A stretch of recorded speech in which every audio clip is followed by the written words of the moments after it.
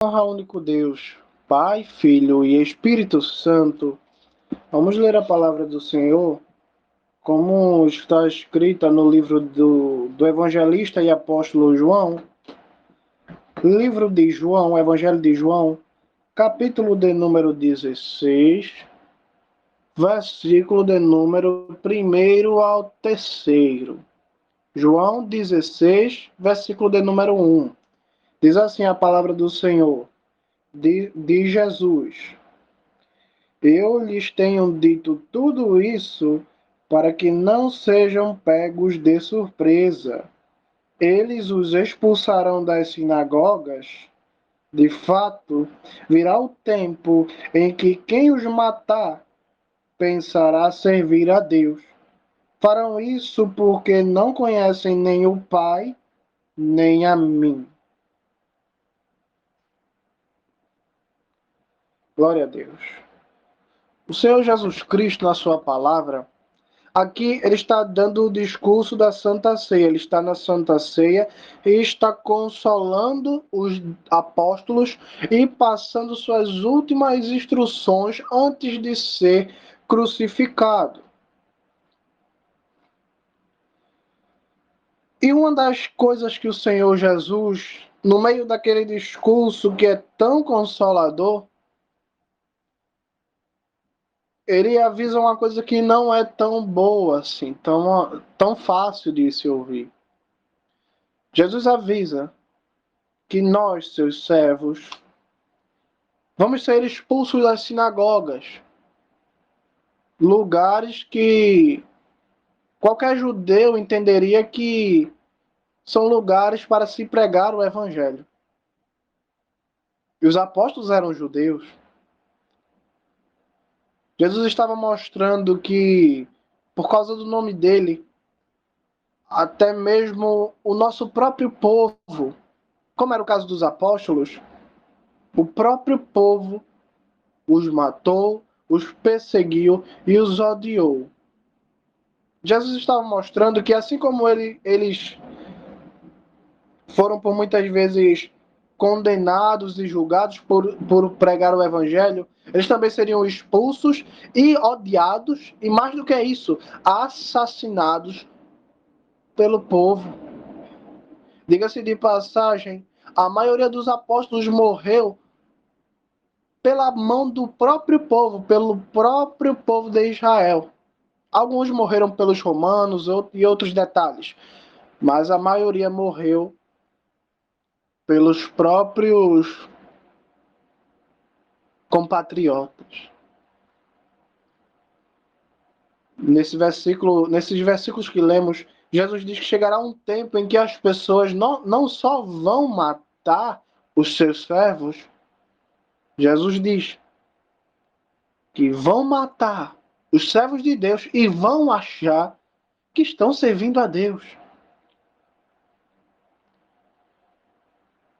E tudo isso tem a ver com a história do Brasil.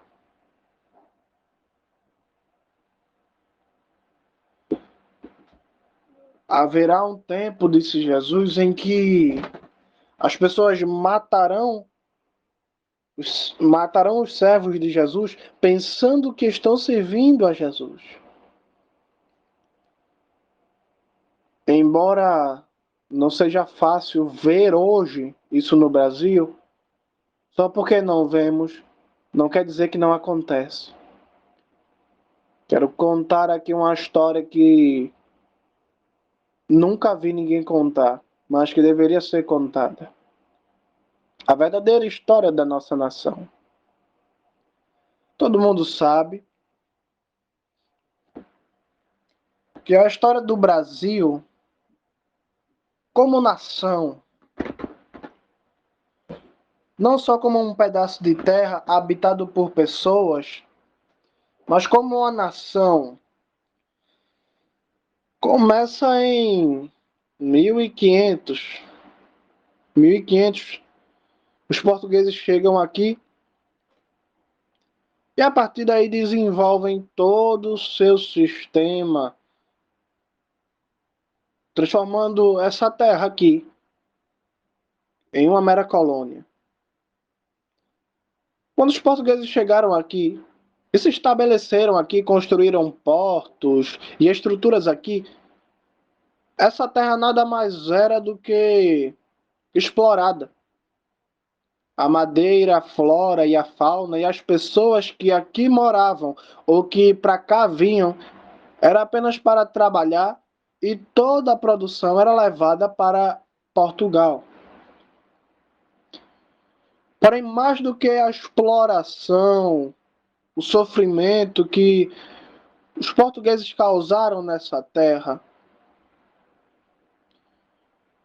eles trouxeram algo muito pior do que qualquer açoite ou do que qualquer escravidão por feitores. Eles trouxeram consigo uma escravização na mente das pessoas. Junto com os portugueses veio a religião católica. Os portugueses e espanhóis eram católicos.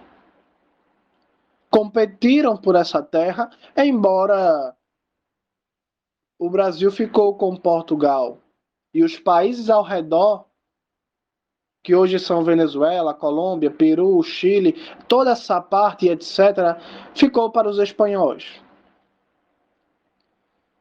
Mas o fato é que se a gente tivesse ficado com os portugueses ou os espanhóis, não faria diferença, já que todos, ambos, eram dominados pela Igreja Católica. Assim como o Império Romano, o império que fundou a Igreja Católica, como eu gosto de falar, a Igreja caótica, assim como o Império Romano, o Império Português que aqui chegou via a Igreja caótica, a Igreja Católica, como um ministério do governo, como um puxadinho do governo, como uma parte do governo. Na verdade, os portugueses e os romanos, eles têm essa coisa em comum. Eles não enxergavam o catolicismo como um meio de levar as pessoas a Cristo. Não, não, não. A Igreja Católica ela nasceu de uma manobra política, uma tentativa dos romanos de dominar a população. E os portugueses sabiam bem copiar os romanos nessa parte. Porque a Igreja Católica ela tem uma série de mandamentos que não está escrito na Bíblia. E através desses mandamentos, eles dominam as pessoas. Na questão, como era muito famosa essa questão das indulgências, onde a Igreja Católica vendia um documento, um diploma, que era chamado indulgência, onde a pessoa comprava a sua entrada para o céu. E aquele diploma era um diploma em que a pessoa era reconhecidamente testificada pelo Papa de que essa pessoa ela tinha direito de entrar no céu. Com a Igreja Católica sempre funcionou assim: o dinheiro fala mais alto, você compra a salvação, você compra um sepulcro na igreja para ser enterrado nela, e os romanos eles souberam aproveitar muito bem isso para iludir as pessoas, para fazer o mal. Nada muito diferente de todos os outros impérios que abraçaram a Igreja Católica. E com os portugueses não foi diferente. Passou-se um tempo em que a terra Brasil ela era simplesmente uma colônia. Até que, por causa de algumas tensões, algumas guerras, alguns problemas na Europa, a família real portuguesa para cá se mudou. Ela veio para cá, para o Brasil. Junto com a família real portuguesa, eles trouxeram para cá todo o seu luxo. E aqui fundaram instituições. Agora, o Brasil não era só simplesmente uma colônia, uma terra onde você pega coisas e leva para o império. Agora, o Brasil fazia parte de Portugal, oficialmente não como colônia, mas como um território português fora de Portugal, porque era a casa da família imperial. Então, aqui foi tudo modernizado. Houve-se a criação de fundações, como o Correio, Jardim Botânico, cartórios e registros, a tal ponto de que a terra chamada Brasil poderia votar para eleger políticos de Portugal. É realmente como se todos os brasileiros, toda aquela colônia agora virasse realmente parte de Portugal. Um pedacinho de Portugal fora de Portugal, separado por um mar imenso. Como Portugal enxergava a Igreja Católica, como qualquer império enxerga, apenas como um ministério, como um braço do governo, como uma ferramenta útil para os interesses do governante. A Igreja Católica ela realmente era um ministério dentro do Império Português. A Igreja Católica aqui no Brasil, e não sei se fora do Brasil, mas ao menos aqui no Brasil, a primeira fundação de cartórios, de registro de morte, casamento, nascimento e etc., era operada totalmente pela Igreja Católica, pela Igreja Católica. O que é que isso significava? Que por vários séculos, todos os cartórios, registros do Brasil, só estava disponível para quem professasse, para quem confessasse a fé católica. Os poucos cristãos que chegaram aqui muito tempo depois não poderiam casar-se, não poderiam ser alguém, não poderiam ter um registro. Como a Igreja Católica ela dominava praticamente o império todinho, as outras partes ela dominava sorrateiramente, mas exatamente na parte do registro civil, a Igreja Católica ela estava de frente.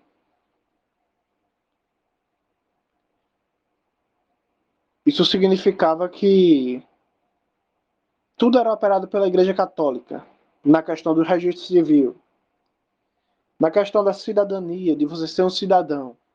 Ok? Muito bem. Isso eu estou falando ao longo do tempo. Toda essa história começou em 1500, quando os portugueses chegaram aqui, mas cerca de 130 anos depois dos portugueses aqui terem chegado, desembarcado, em 1630, desembarca em Pernambuco uma invasão de holandeses. Os holandeses invadem a terra do Brasil. Os holandeses não eram católicos. Eles eram reformados. Cristãos protestantes reformados. Lembra quando a gente leu uma palavra sobre a Igreja Reformada? Os presbiterianos, João Calvino, Martinho Lutero. Eles eram dessa ala. Eles chegaram aqui em 1630, em Pernambuco, se expandiram para Paraíba, mas não ficaram aqui muito tempo. Foram expulsos em pouco tempo. Em pouco tempo foram expulsos. Em 1654. Então os holandeses eles chegam em 1630, saem em 1654. Passaram 24 anos aqui, mas não teve um trabalho efetivo na evangelização. Não se deu para expandir muitas coisas. O Brasil continuava católico. Os holandeses tinham sido expulsos.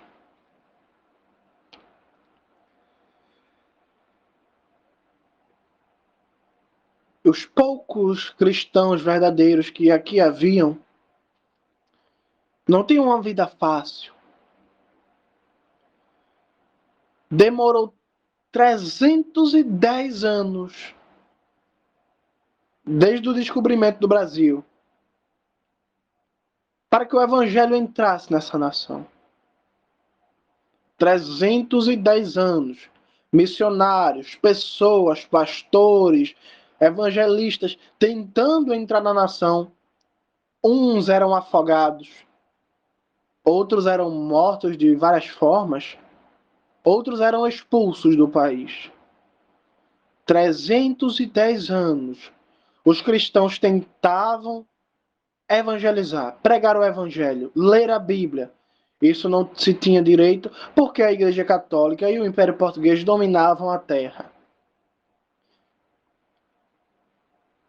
Por mais de 310 anos. 310 anos foi o tempo em que o Brasil demorou para poder ver o evangelho verdadeiro publicamente. Porém, mais de 310 anos demorou para os cristãos terem acesso ao registro civil, ao cartório. Os cristãos que aqui viviam por muitos séculos não tinham o direito de serem enterrados. Não tinham o direito de se casarem. Não tinham o direito de registrar seus filhos a si mesmos ou as suas esposas. Se você quisesse fazer um casamento, você teria que se casar na Igreja Católica. Se você quisesse ser enterrado, você tinha que ser enterrado em um local autorizado da Igreja Católica. Então, os cristãos, pouquíssimos que aqui haviam, não eram pessoas. Não tinham identidade, não tinham registro, não tinha registro de nascimento, tampouco de morte e nem direito de serem enterrados. Seus filhos também não tinham direito de nada. E é claro, quem tentasse pregar o evangelho era afogado. 3 pastores foram afogados na Baía de Guanabara, mortos por tentar pregar. Para que hoje em dia as pessoas venham com hipocrisia de amor e amor, sendo que no passado essas mesmas pessoas mataram crianças e famílias inteiras por raiva do evangelho. 310 anos o Brasil passou uma perseguição horrenda. Porém, 310 anos depois,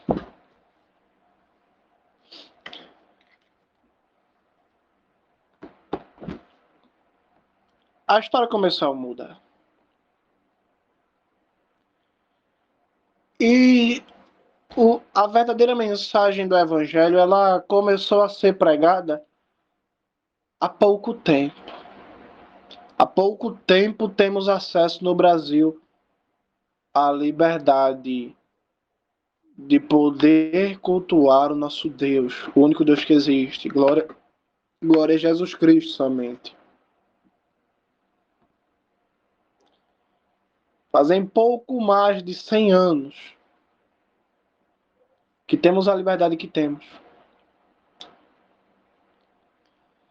Parece ser estranho porque as pessoas pensam que nunca houve perseguição no Brasil. Mas saiba que ela existiu e foi patrocinada pela Igreja Católica.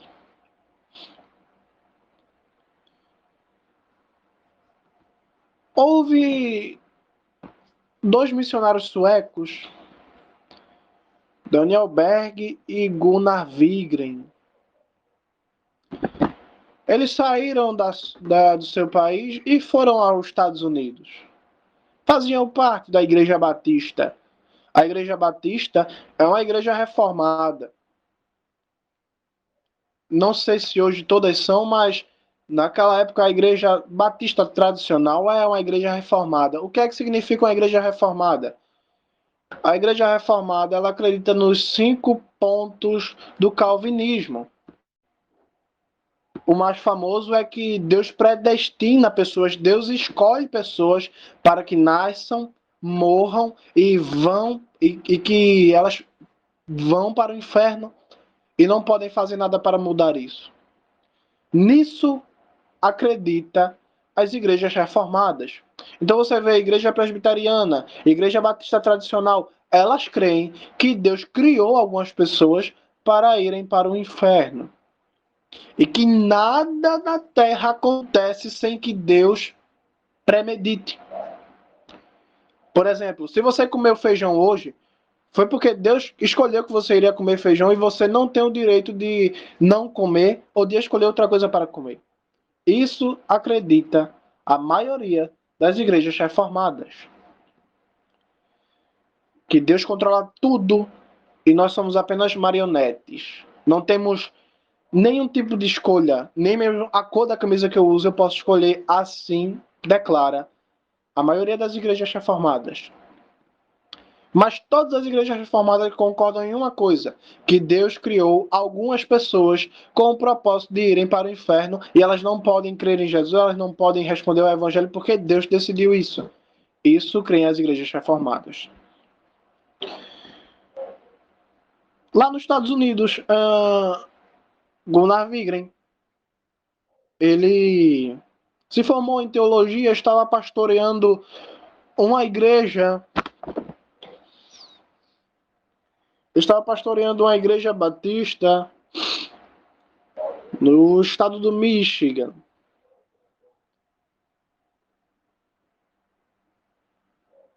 E ele começou a pregar a palavra de Deus, o batismo com o Espírito Santo e os dons. Como, por exemplo, os dons de línguas. Ele começou a pregar os dons e que as pessoas deveriam ser batizadas no Espírito Santo. Gunnar Wigren, metade daquela igreja que ele pastoreava, não quis mais ele como pastor. Porque os reformados, você não vê... Eles não acreditam que a pessoa deve ser batizada com o Espírito Santo. Eles acham que isso não existe. Metade da igreja não quis mais Gunnar Wigren como pastor. Gunnar Wigren, então, ele é transferido para outro estado dos Estados Unidos. Ele foi pastorear uma igreja batista no estado da Indiana. De lá, ele veio para o Brasil. E ele veio com o seu amigo Daniel Berg. Ele chegou em Belém do Pará. Diz a história que ele não sabia onde ficava Belém do Pará, mas Deus tinha falado para ele que ele deveria ir para Belém do Pará. Ele chegou aqui no Brasil, eles dois chegaram no Brasil, Daniel Berg e Gunnar Wigren, sem saber uma palavra do português. Eram suecos, pastoreavam igrejas que falavam a língua deles. O povo das igrejas batistas que eles estavam eram pessoas suecas como eles. Então chegaram aqui no Brasil sem saber nada. Aprenderam português, trabalhavam e foram até uma igreja batista em Belém do Pará. Faziam orações depois do culto, visitavam os irmãos e pregavam que as pessoas deveriam buscar o batismo com o Espírito Santo, deveriam buscar também os dons de Deus e frutificar. A igreja batista, mais uma vez, expulsa Gunnar Wigren, dessa vez junto com Daniel Berg. E até hoje as igrejas reformadas, como a presbiteriana, a batista tradicional, elas veem Daniel Berg e Gunnar Wigren como dois endemoniados. Porque é, é, essa história de dons, o batismo com o Espírito Santo para a igreja batista tradicional, a igreja presbiteriana, estou dando exemplos de igrejas reformadas. Na história, a igreja presbiteriana não está aqui na história, mas quem está falando aqui, quem está protagonizando aqui é a igreja batista. Porém, todas as igrejas reformadas, elas creem que o batismo com o Espírito Santo é uma invenção humana. Elas creem que alguns dons do Espírito Santo já pararam, como é o caso do dom de línguas, que eles não creem que existe mais. Daniel Berg e Gunnar Wigren são expulsos da igreja batista.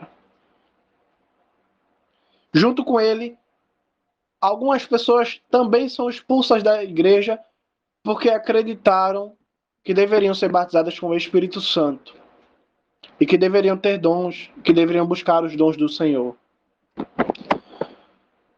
Daniel Berg e Gunnar Wigren, eles fundaram uma igreja, que hoje é a maior igreja do Brasil, né? A maior instituição do Brasil, a Assembleias de Deus. E por muito tempo a Igreja Assembleia de Deus foi um exemplo tremendo de uma pregação evangelística verdadeira. Embora, infelizmente, hoje vemos tantas coisas, né? O que é que isso tem a ver? O que é que a história do Brasil tem a ver com a história do fundador da Assembleia de Deus? Ao que muitos pensam, não, não foi antes da chegada de Daniel Berg e Gunnar Wigren que tivemos realmente liberdade para ter, ter a liberdade para buscar os dons do Espírito Santo e o batismo do Senhor. Porque é fato que a igreja batista já estava aqui antes de Daniel Berg e Gunnar Wigren chegar. Porém, você não podia exercer os dons que Deus lhe dava. E eu nem sei se alguém buscava os dons de Deus. Você não tinha isso de buscar batismo do Espírito Santo. Não existia isso. E até hoje não existe nas igrejas reformadas. Também tinha a igreja luterana, que é a igreja fundada por Martinho Lutero. Porém, a igreja luterana é mais uma versão light da igreja católica. Porque eles têm imagens, a arquitetura da igreja é a mesma coisa da igreja católica. Eles não adoram imagens, mas tem imagens, eu não entendo. Tantas outras coisas que, se for fazer um vídeo aqui só de heresias, vai ter que ser só uma pregação de heresias da igreja luterana. Havia também os metodistas, mas os metodistas são outra versão light da igreja católica porque aceitam os livros apócrifos, que são livros que contradizem a Bíblia Sagrada do Senhor Jesus Cristo.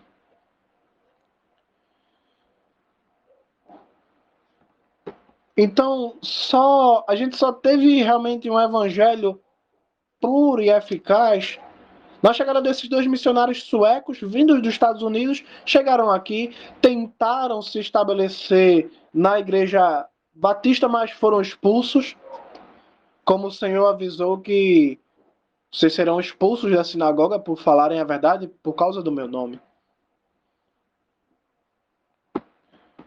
Ah, então eles fundaram a Igreja Assembleia de Deus. Ah, Daniel Berg e Gunnar Wigren, como missionários, rodaram muitas partes do Brasil. Até que Gunnar Wigren, com sua esposa, Frida Wigren, estavam em Maceió, Alagoas. um de seus bebês, uma filhinha pequena de Gunnar Wigren, com Frida Wigren. Essa criancinha, ela morreu.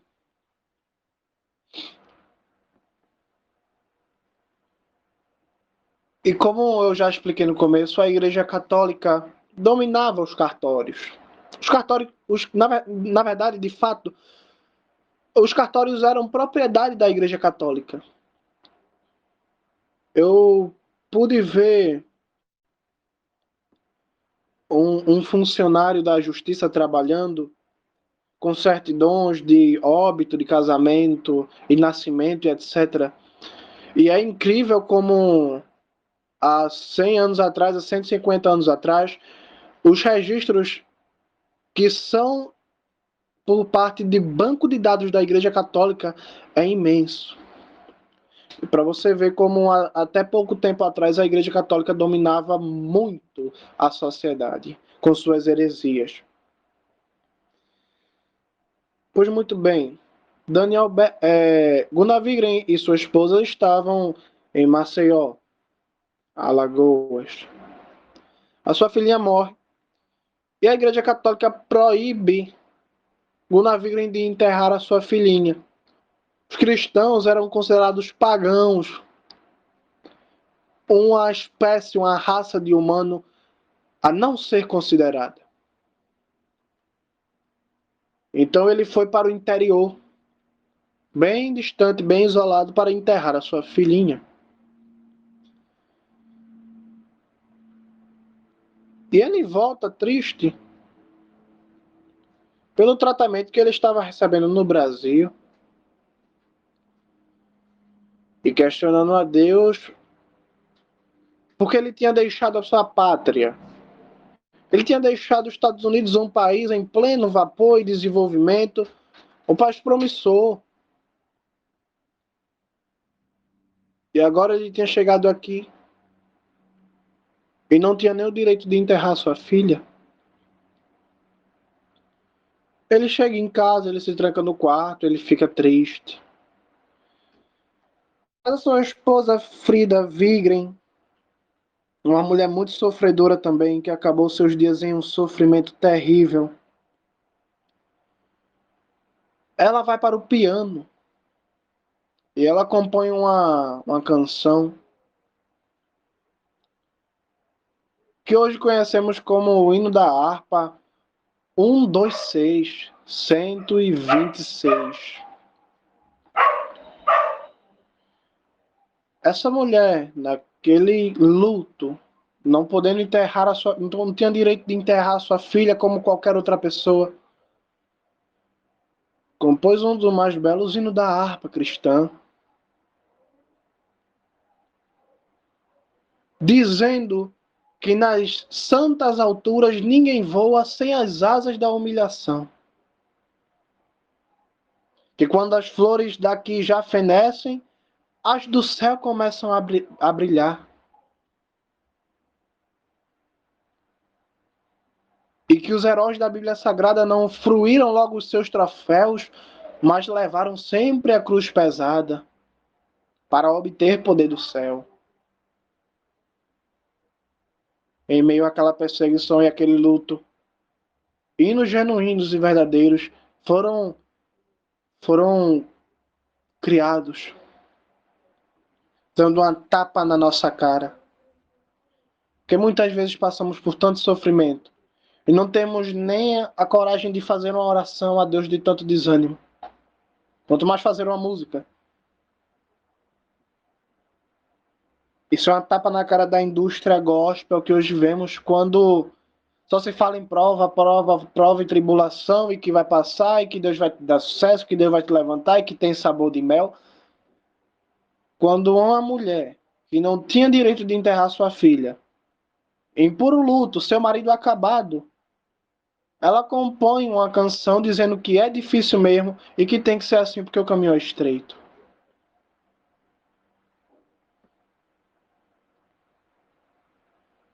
Quem quiser ouvir o hino completo, harpa 126, de Frida Wigren. Será que, depois desse breve resumo da história do Brasil, podemos entender por que Deus trata com tanta severidade o nosso povo? Porque saímos de uma total prisão no Brasil, onde quem pregava era morto, quem pregava não podia registrar seus filhos, não podia enterrar as suas crianças, não podiam ser alguém, não podiam ter um registro de identidade, eram indigentes.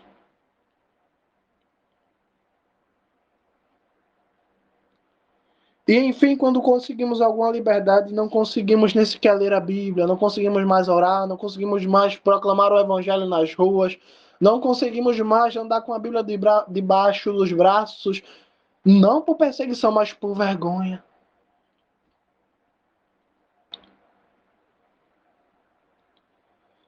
Será que agora é possível entender que o Brasil ele não é a menina dos olhos de Deus? Que Deus ele já poupou demais essa nação? Não estou falando de todo o Brasil, porque temos realmente servos e servas de Deus que aqui nessa terra ainda se prontificam a viver o evangelho puro e verdadeiro. Mas estou falando dessa massa nojenta e pegajosa da indústria gospel, dessa massa nojenta e pegajosa como secreção de nariz, que se tornou o pentecostalismo, que se tornou as igrejas cristãs. Houve um censo do IBGE para saber quantos cristãos haviam no Brasil. E de 100% dos brasileiros que foram entrevistados, 25% disseram ser cristãos. Agora eu pergunto, de 25% que se diz ser cristão, quanto desse percentual verdadeiramente é? Passamos a entender, olhando simplesmente nas ruas, que o Brasil ele não é uma nação com a nação majoritariamente cristã. O Brasil ele tem menos cristãos do que qualquer outra coisa.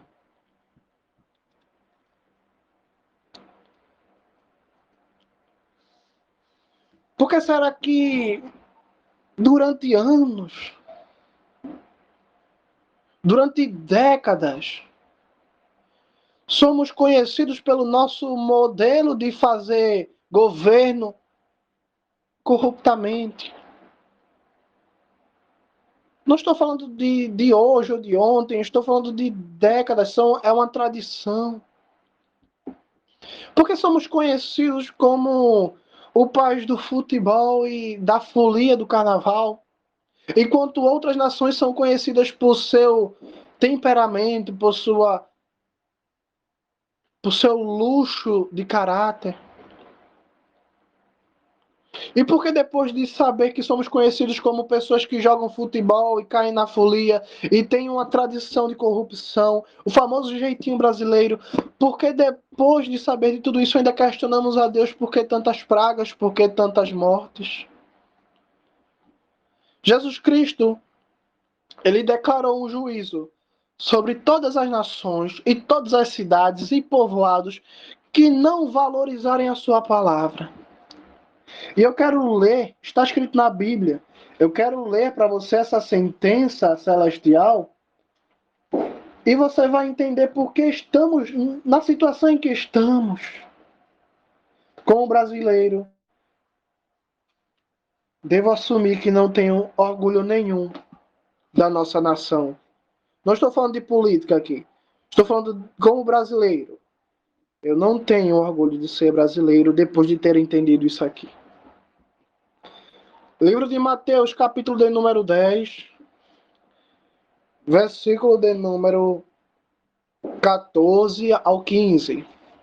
Disse o Senhor Jesus assim a sua palavra: mas, se as pessoas de uma casa ou de uma cidade não lhes derem boas-vindas ou não ouvirem vocês, deixem o lugar e sacudam o pó de seus pés. Eu lhes afirmo que no dia do juízo haverá mais tolerância para os habitantes de Sodoma e Gomorra que para aquela cidade.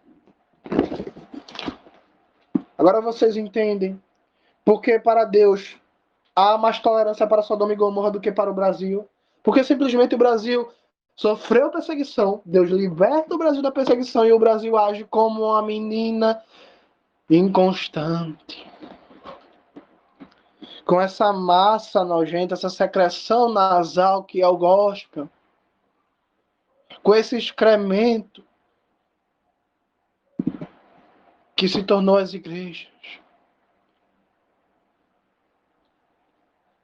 Vocês já pararam para pensar que há mais tolerância para Sodoma e Gomorra do que para nós? Porque houve missionário, houve evangelistas que vieram trazer a verdadeira palavra de Deus e eles foram mortos. A terra não aceitou. E hoje, não que eles sejam mortos, mas muitos são espancados na rua, muitos são retirados da igreja, como eu fui, como você foi. Nós somos expulsos das igrejas, nós somos expulsos dos grupos sociais, nós somos excluídos da sociedade e somos pisados como escória da terra. Por esse motivo simples, há mais tolerância para Sodoma e Gomorra do que para o Brasil. Porque a nação, a cidade, o povoado, a casa que não receber os servos de Deus, haverá mais juízo para essa cidade, para essa casa, para essa nação do que para Sodoma e Gomorra. Se Sodoma e Gomorra foi consumido de cima para baixo, cai no fogo celestial para queimar e destruir toda a cidade junto com todo o povo, de modo que até hoje eles não são habitados e não são habitáveis. O que será que vai acontecer com o Brasil?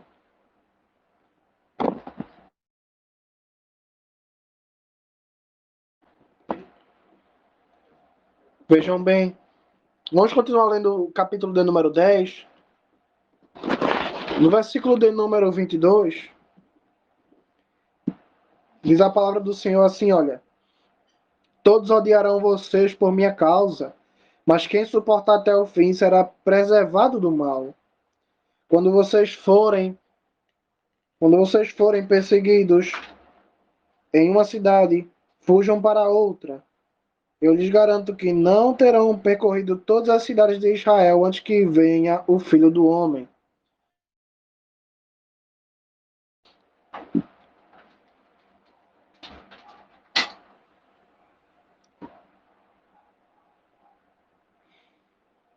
Um discípulo não é maior que seu mestre, um escravo não é maior que seu dono.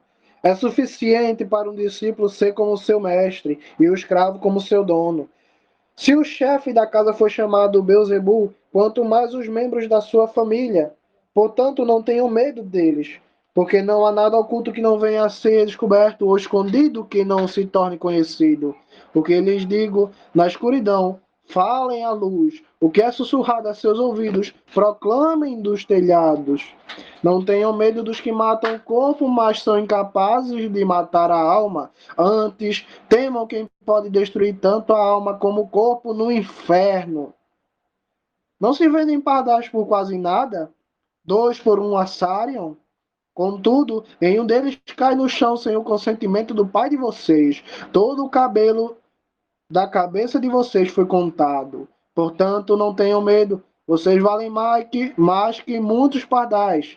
Quem me confessar na presença de outras pessoas também será confessado por mim na presença de meu Pai. Mas quem me negar na presença de outras pessoas também será negado por mim na presença do meu Pai Celestial. Não suponham que vim trazer paz à terra. Não vim trazer paz, mas espada.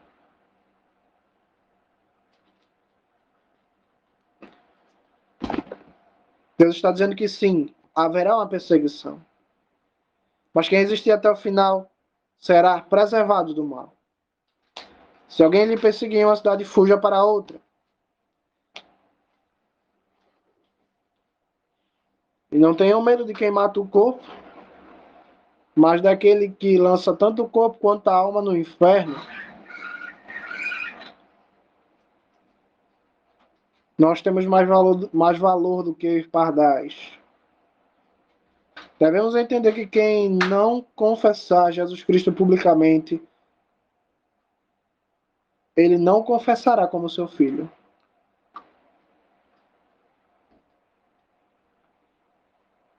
Não devemos supor que Jesus Cristo veio trazer paz à terra, mas ele veio trazer espada.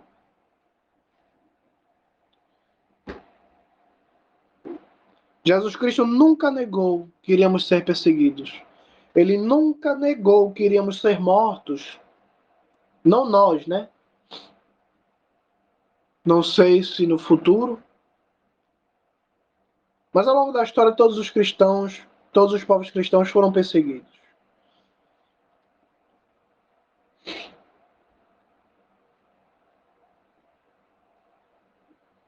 Mas ele somente está prometendo a sua proteção,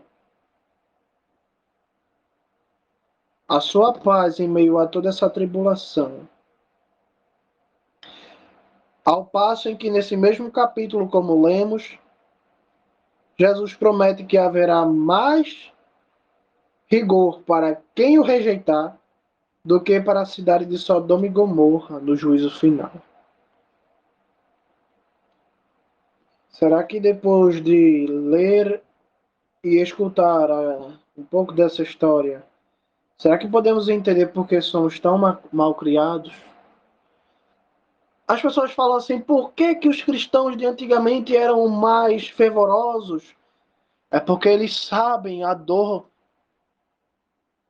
do que é não poder sepultar um filho morto, carregar um corpo por aí. Eles sabem quanto lutaram para ter o direito de ler a Bíblia, para ter o direito de levar o Espírito Santo proclamando o Evangelho.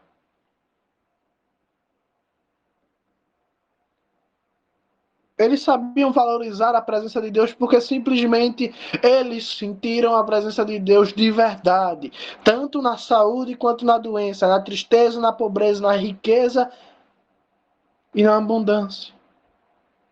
Porque de fato eles podem e puderam ser chamados noiva de Deus. Porque esse é o trabalho de uma noiva.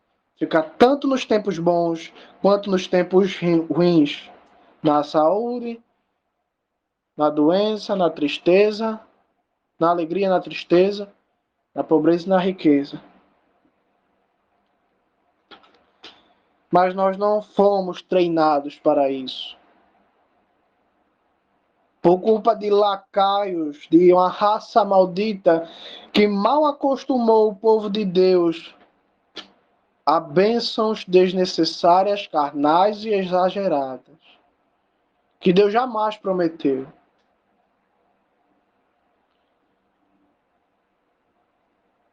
A ponto de apagarem toda a história que eu contei aqui para vocês e dizer: nunca houve perseguição no Brasil. Eu quero ler com vocês o livro de Amós. Tudo que eu vou ler a partir de agora, tudo que eu li daqui para trás, foi o passado do Brasil, mas tudo que eu vou ler daqui para frente é o futuro do Brasil. Livro de Amós, capítulo de número 8, versículo de número 11 em diante. Está chegando o tempo, diz o Senhor Deus, quando enviarei fome à terra, não fome de pão ou a sede de água, mas de ouvir as palavras do Senhor. As pessoas vagarão de mar a mar, de norte a leste, indo e voltando, procurando pela palavra de Deus, mas não a encontrarão. Quando esse tempo chegar, as moças e os jovens desmaiarão de sede. Quem jurar pelo pecado de Samaria e disser, como vive o seu Deus, Odã, e como vive o caminho de Berseba, cairá e jamais se levantará de novo. Nesse tempo em que os seus familiares, que só procuram você quando está doente, quando precisa de alguma coisa, e fala, ora para o teu Deus, quando só busca a Deus através de você quando está na pior, essas mesmas pessoas chegarão um tempo em que não haverá mais você para recorrer. Não haverá mais aquela mulher que só vive orando e que a gente recorre mais nos tempos da tristeza. Porque você estará nas asas de Jesus. Eu não estou falando que ninguém aqui vai morrer. Mas eu estou falando, você estará na proteção de Deus, enquanto essas pessoas que não valorizam a Bíblia, elas estarão numa situação em desmaiar de sede, mas como Jesus falou, não seria de água nem de pão, mas da palavra de Deus. Esse tempo chegou para o Brasil em poucos dias. Quem sabe as pessoas, quem sabe não, eu sei que elas valorizarão a palavra de Deus, porém será tarde demais. O próprio Deus disse na sua palavra que não vão encontrar. Será um tempo terrível. Para quem não leu a Bíblia, para quem não buscou orar, para quem não buscou jejuar, para quem não buscou se arrepender dos seus pecados, haverá um tempo em que será tarde demais. E não pense que esse tempo será no juízo final, porque antes dele está chegando, em poucos dias, a sentença de Deus não para o seu povo, mas para quem diz ser seu povo. Para a gente finalizar a pregação, o livro do profeta Sofonias, um livro tão esquecido, profeta tão esquecido. Sabe por que as igrejas não pregam muito Sofonias? Porque Sofonias não tem nenhuma parte que se dê para distorcer. É tudo falando sobre o juízo de Deus. Do mesmo jeito o livro de Obadias. Ninguém prega pelo mesmo motivo. Vamos ler a palavra do Senhor no livro de Sofonias, capítulo de número 1, versículo de número 17. Sofonias, capítulo 1, versículo 17 em diante. Trarei tamanha aflição sobre o povo, que eles tropeçarão no caminho como cegos, pois pecaram contra o Senhor. Seu sangue será derramado como pó, e suas entranhas como esterco. Nem sua prata, nem seu ouro serão capazes de salvá-los. No dia da fúria do Senhor, a terra toda será destruída no fogo de seu zelo, pois ele dará um fim horrível a todos os habitantes da terra. Mas glória a Deus, porque não somos habitantes da terra, somos da Nova Jerusalém. Glória a Deus. Capítulo de número 2, versículo de número 1, Sofonias. Reúna-se, junte-se, nação desprovida de vergonha, antes que se cumpra o decreto e o dia passe como refúgio, antes que a ira ardente do Senhor sobrevenha a você, antes que o dia da ira do Senhor a você sobrevenha. Procurem pelo Senhor, todos vocês, humildes da terra, que exercitam sua justiça. Procurem a justiça, procurem a humildade. Talvez vocês sejam ocultados no dia da ira do Senhor. Pois Azar será abandonada, Asquelon será desolada, Asdod será evacuada ao meio-dia, e Ecrom será arrancada pelas raízes. Ai dos habitantes da costa marítima, a nação do Quereti. A palavra do Senhor é contra você, Canaã, terra dos filisteus. Eu os destruirei, ninguém será deixado. A costa marítima será reduzida a pastos, prados para pastores, currais para ovelhas.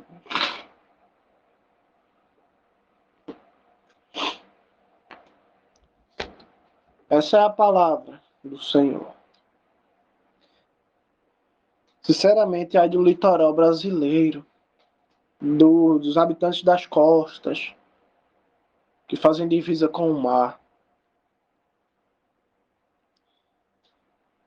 Essa é a história do que aconteceu no Brasil, do que acontece no Brasil e do que está prestes a acontecer. Deus nos abençoe e nos conceda a paz.